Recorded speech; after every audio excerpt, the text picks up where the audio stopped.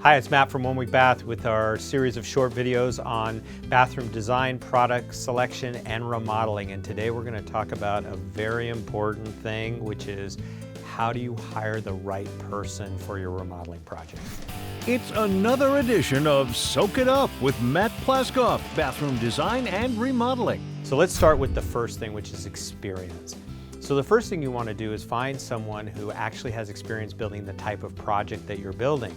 You certainly wouldn't go to a knee doctor for brain surgery. Experience is number one. Find somebody who actually has a track record building your type of project on a consistent basis, because let's face it, practice makes perfect.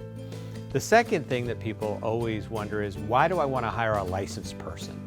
The point of a license is that they have something to lose. That if they do something that is illegal or wrong or bad business practices, that there's a governing body that looks over that and holds them accountable.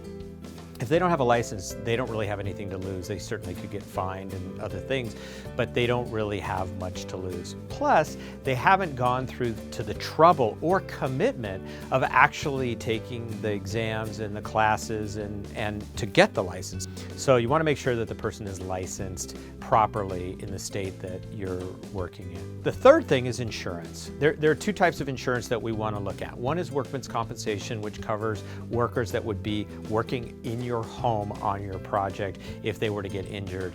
And the second is liability insurance, which would cover damage to your home, damage to your neighbor's home, damage to your neighbor's property, vehicle, anything outside of a work injury. So look, when you're ready to hire somebody, be sure to consider these important factors: experience, a license, proper insurances, both workman's comp and liability, that they have resources and crews, and that it's not just one person doing the work, and that they're willing to provide the materials and take the responsibility of those materials and anything that could happen with those materials.